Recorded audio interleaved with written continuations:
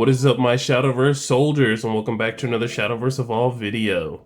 So in this video we're going to be talking about one of the starter decks that are very strong, and people have been talking about it very often because this is one of the starter decks that's going to be like a meta call, I would say, or just very competitive, just coming straight out of the box, and then putting more cards from, like booster boxes into it, like gold cards and legendaries that weren't already in the starter deck, is just going to make the deck even stronger. And if you don't already know what deck I'm talking about the cool aggro deck. So this deck does a lot of things. It's able to play things from your deck, play things from your hands. It has some very nice removal, just like teensy bits of it, but it's very strong just coming straight out of the box.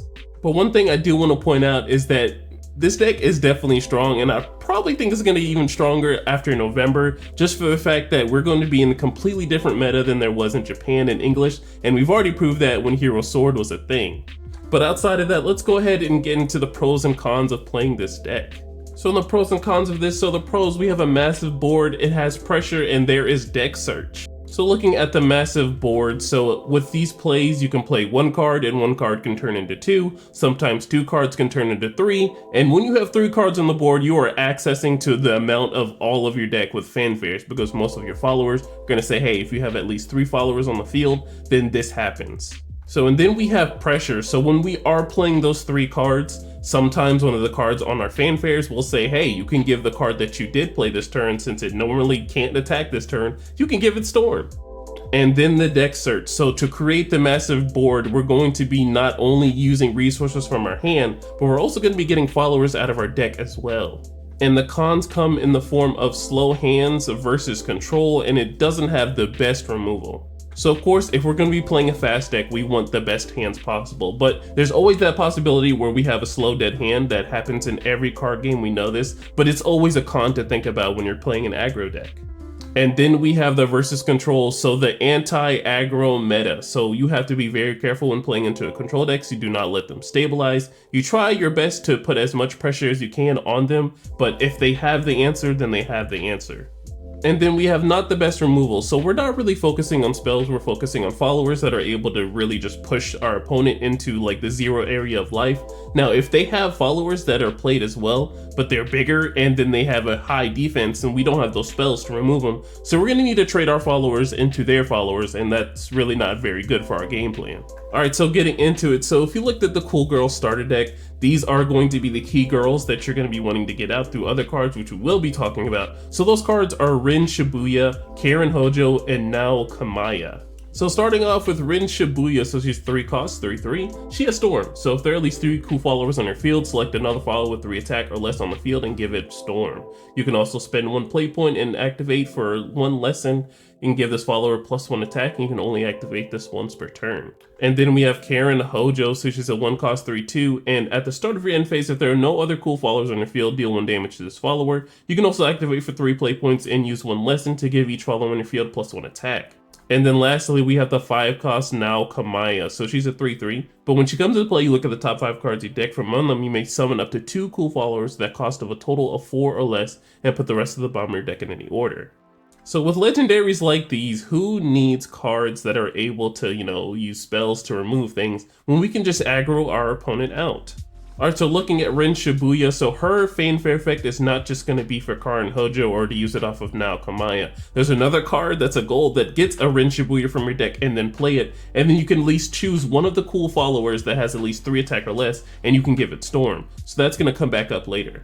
But Karen Hojo is going to be a nice legendary card. As long as we have another cool follower on the field, you will keep that 3/2 stat in a 1 cost, and then giving it Storm with Rin Shibuya isn't also a bad card to think about too in the combo.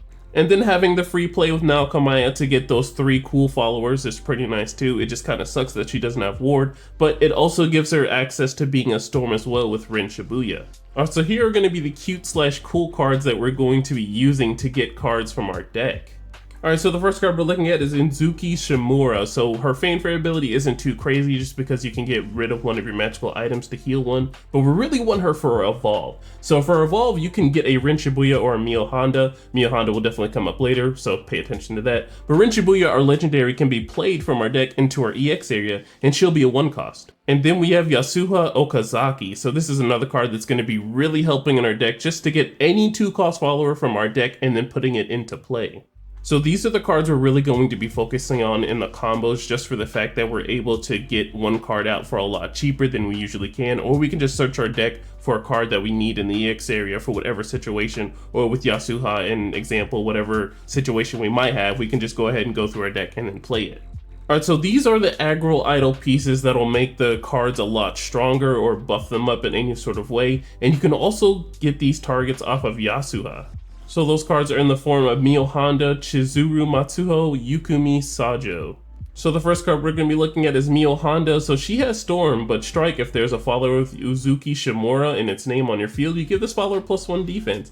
And then Strike ability, so when she swings as well, if there's a follower with Ren Shibuya and its name on your field, you give this follower +1 attack. So this is going to be one of the nicer cards to play off of either the Yasuha or the Uzuki Shimura, just because this card is going to be free either way. You evolve the card, you can play Mio Honda. As long as Uzuki's on the field, this card's going to turn into a 2-2. And if you have Ren Shibuya on the field, it's going to turn into a 3-2 if you have both of them. And then we have Chizuru Matsuho, so when she comes into play, fanfare, select another cool follower on the field and give a +1 attack, and then when she dies, you select a cool follower on the field and you give a +1 attack as well. So you do have to pay attention to the fact that the only followers it's going to give a buff is to cool followers. So unfortunately, Mio Honda is not a cool follower, neither is Suzuki, but Ren Shibuya is, and you know who else is a cool follower? We have Yukimi Sajo. And looking at Yukimi Sajo, so she's a 2-cost 2-2, you can evolve her for 1, but when she comes into play, you can also spend 2 play points and then 1 lesson, and you give this follower +1/+1. So the reason for that secondary fanfare ability to pay the 2 play points to give it that buff is to either make it stronger if you're getting into the late game and you're running out of resources to make that evolve a 4-4, but what we really want is just to have it as a 2-cost 2-2 to play on the field, and then we have another card that is played and potentially a Storm the very next turn, we can use its evolve form. So looking at the Sajo evolve, so on evolve you select another cool follower on the field and you give a +1 attack, rush, and assail. So it's nice that we're able to give other followers rush and assail, but what we really want is the +1 attack so it can push for more damage. So cards like Ren Shibuya, or if you want to have like a full effect for Chizuru Matsuho, you can give the +1 attack to a cool follower, give her +1 attack, rush and assail, go ahead and let her die. She has a last words effect to give another follower +1 attack and then swing in for even more damage.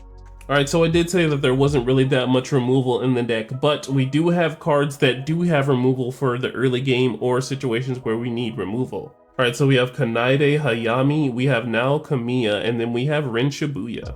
Alright, so for example, we're going to be using Kanaide Hayami's ability to deal 4 damage to something if we're on tempo play. So of course we've been doing as much aggro as we can, but sometimes you don't want to trade followers into followers. That's really not our game plan. So playing this card is very essential, especially if you're playing up against Egg and then they play Alice. So now you can just evolve this follower to deal 4 damage. Yes, it was a total 4 play points, but we got the one card that they did play for their entire turn off the field.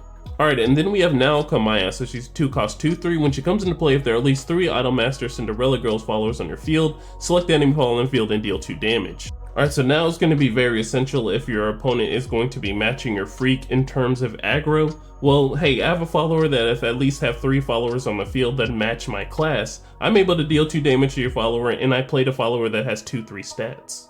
And then lastly, we have Ren Shibuya, so this is another card you can get off of the Uzuki Shimura, so it's a 4-cost 4-4. It has Ward, but when it comes to play, if there's a follower with Uzuki Shimura and its name on your field, you select any follower on the field and deal 5 damage. And then she has another fanfare effect, so if there's a follower with a Mio Honda and its name on your field, you deal 5 damage to each enemy leader. So I can tell you how practical the first fanfare effect is, just because the Uzuki Shimura is going to get this card from the deck and put it into the EX area, and it'll be a 2-cost. And that's pretty nice to be spending 2 to deal 5 damage if you're able to, which is not too bad. But you have to make sure you do play it on the same turn that you do go ahead and put it into the EX area, so you're going to need a lot of play points for that. But you're going to potentially get a follower off the field that has like at least 5 defense, and then most of those cards usually have ward and stuff like that, and getting wards off the field is very vital to this deck. And with the second fanfare effect, it's just also nice to be dealing 5 damage to your opponent that they can't really interact with or, not through followers, because burn damage is the best damage sometimes. Alright, so let's talk about Ranko Kanzaki, because she's one of the legendaries that's coming out of the booster set itself. So she's a 4-cost 3-3. You can evolve her for 1, but when she comes into play, you select the enemy follower on the field and deal it 2 damage. You can also spend 1 play point and use 2 lessons to select the 2 enemy followers on the field and deal them 2 damage. And looking at the Ranko Kanzaki evolve, so she turns to a 4/4, but on evolve you look at the top 4 cards of your deck and you may put one of them into your EX area, you bury the rest. Alright, so we're not really going to be using this card for its unevolved effect. It's very nice to deal 2 damage to a follower on the field, which is very nice. And then there's some opportunities where we might have to use the other ability to spend the 1 play point and use the 2 magical cards. But what we really want it for is the evolved effect, because looking at the top 4 cards of our deck is very essential, because deck knowledge is knowledge that we need, because most of the time we're going to be playing cards from either our deck into our EX area or onto the field. We're not really going to be adding cards to our hand. So having a card that can either draw us a card or deal a massive amount of damage to our opponent and to whatever given situation that we have in our hand can be very vital. Alright, and then we have our top end cards. So we have Fumika Sagisawa, and then we have Kako Takafuji. Alright, so looking at Fumika, so she's a 7 cost 4/4, so you search your deck for a 3 cost follower and a 1 cost follower, you summon them, then shuffle your deck. Whenever another Idol Master Cinderella Girl follower is put onto your field, you select the enemy follower in the field and deal it 2 damage. And would you look at that, it is very perfect that we're able to get both our legendaries, Rin Shibuya and Karen Hojo. We can give the Karen Storm through the Rin Shibuya's effect for the fanfare, and then we're also going to be dealing 4 damage to at least 1 follower on the field, or 2 damage to at least 2. So I'm not really going to call Kako a top end card, but it is a finisher, I would say. So you do spend 1 for the unevolved card, you have to spend 2 to evolve her, and then on the unevolve you do have to spend 3. So that's a lot of play points you're going to be using, but you are going to be finishing your opponent off if you need to. Alright, and here all the small girls, they're just the 1 cost cards that we're going to be using to be, you know, our 2 attackers, or, you know, the 2 1s and the 2 2s. But, you know, with the unevolved effect of Kako Takafuji, you won't be using her evolve as much, but it will be a situation that might come up if you're trying to aggro your opponent down as much as possible. But with the Honoka Hayashi, it's nice to give another follower a rush, just because there are situations where, hey, you know, there's a ward on the field, I don't want to give any of the followers that I'm able to swing into face, you know, into a ward, so let's go ahead and play another follower and then give it rush and then swing into that follower. Alright, so let's talk about game plan for the cool girls. So of course, let's go ahead and talk about our 1 cost followers that are going to just be 2 attackers that we need. Sometimes there are going to be situations where you might be using Karen because we're running 3 of them as a 1 cost 3/2. It does turn into a 3/1, but if our opponent has the answer, then they have the answer. That's usually how it goes. Alright, but outside of our 1 cost plays, there are going to be a lot of combos that we're going to have to figure out what we want to do, because we're going to be spamming out a board very quickly and our opponent's going to have to answer it unless they want to take a whole lot of damage in 1 turn. So Uzuki Shimura is not a cool card, but she is a very nice card that's going to be getting out our Rin Shibuya or our Mio Honda, because our Mio Honda has Storm and also our Shibuya has Storm, but she's not going to be free like our Mio Honda.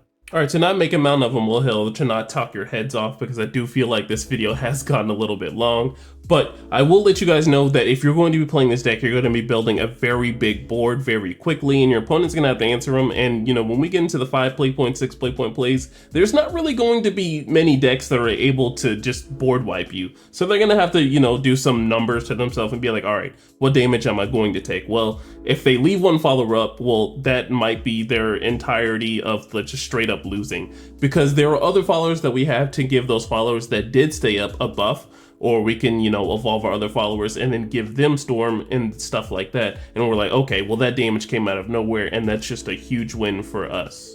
Alright, and we are in the grade of the deck, so I am sorry in the game plan portion of the video that it might not have been something that you wanted to hear or something like that. Let me know in the comments below if you want something different in terms of the game plan, because I want you soldiers to do the best you can when performing with these decks. But you already know how this works in the Enverse Academy, or whatever you guys want to call these videos where I do these breakdowns. We go ahead and look at a deck list of a version of this deck, and we'll see how it's operating and see what it looks like. And I will be providing a deck code in the description below. Alright, so this is going to be the list that topped in JP in the previous formats. I know in November things are going to definitely change with Kuwan potentially being Kugan. I'm sorry for that pun, guys, I'm sorry. But you know, with Cursecrafter only being limited to 1, it's very early, because we didn't see Cursecrafter evolve limited to 1 until like later on into the format, you know, after set 7 and stuff like that. But we're gonna have set 7 without Cursecrafter being at 3. So removal is not going to be Runecraft's like, you know, potential thing. You know, removing 3 cards with Cursecrafter was very vital. And against this deck, with that removal being gone, it means there's more options into us playing our cards and it being safer. Alright, so of course, you know I'm not going to go over every single card, but we do have our legendaries from the starter deck that we're all rocking a 3 of, because seeing the 5 cost and then hitting 2 cool followers is very nice, because once we hit to that 5 play point play, if we're hitting 5 play points first, that's going to be vital for our opponent to reach their 5 point play, and they're going to like, alright, well, I have to deal with this board or I'm taking a lot of damage. So they already probably did take a lot of damage if you did get the legendary combo for the cool girls, which is very nice, but you know, they have to deal with those cards before they deal with anything else. And then of course, you know, we have to rock the 3 of Uzuki Shimura just because we're going to be using the effect to get out our 2 Casamio Honda that's going to have Storm, and then she's going to get the buff in defense. But if you already have the Ren Shibuya on field, it's going to be nice to have that +1 attack as well. Alright, but outside of that, you know, the deck is pretty staple. You can definitely change things to how either your locals play or, you know, what you want to prepare for. Like, you know, there's a deck that just really you can't fight against. You can tech for that if you want to, but this is just a staple, so you can change this around how you want to. This is just a template. This is something I use from the JP format, but I think in English there's going to be an evil mastermind that will definitely change this deck around. Alright, so getting back into the grade of things, so it's one thing that the deck is aggroing you down with at least one card that's played with a Storm, and then sometimes if you have another card on the field that can give it another Storm or, you know, give it +1 attack. But no, that's not what this deck does. So you're going to be playing an aggro deck, so you're playing cards that do have Storm, but you're also going to be building a board at the same time too, so that's really where the problem comes in. So it's not that bad if you're playing one card, you know, it's a 3-2 and you're able to snipe it and then deal with it. No, we're playing the Storm card after we've already played 2 other followers on the field, and then we played this Storm follower for cheap so we can open up for more play points for more followers. So the fact that the deck runs multiple ways to play cards from your deck to the field, which is pretty nice, and you get those fanfare effects for whatever the situation gives for. So sometimes you might want to do 2 damage to a follower, which, you know, can call for an answer against decks like, you know, Aggro Abyss, where you want to match their freak in terms of aggro. You're playing a 2-3, and then you can swing with the 4-4 if you evolved it, or you can use the Uzuki Shimura and you can play the Mio Honda and then start the aggression as early as turn 4. But you're going to be building a board pretty fast, and then answering these cards are going to be pretty hard. But if I were to grade the deck, I would definitely give this deck an A+. It's very strong, it has some aggro, it has Storm tools, you play multiple followers, and then you can give the followers that you played the same turn Storm. It's very nice to be using. But alright soldiers, that is the end of the video. Thank you so much for watching. I appreciate you guys just being here and then enjoying the content that I provide. I will try and do the other decks, you know, that are coming out for Cinderella girls. Let me know down below in the comments if there's something I might have missed, or, you know, there's a deck that I'm not going to be potentially doing, or something that you want me to look at that I can probably get into and then break it down like this. Just let me know down in the comments below and I will let you guys know. But alright guys, be safe in whatever you do tonight, and be safe whatever you do for the rest of the year. I will see you guys in the next one. Bye. Yeah, TRINN. Just to get you away. What I got to do, what I got to do. Just to get you away. What I got to do, what I got to do. Just to get you away. You pull me too close now.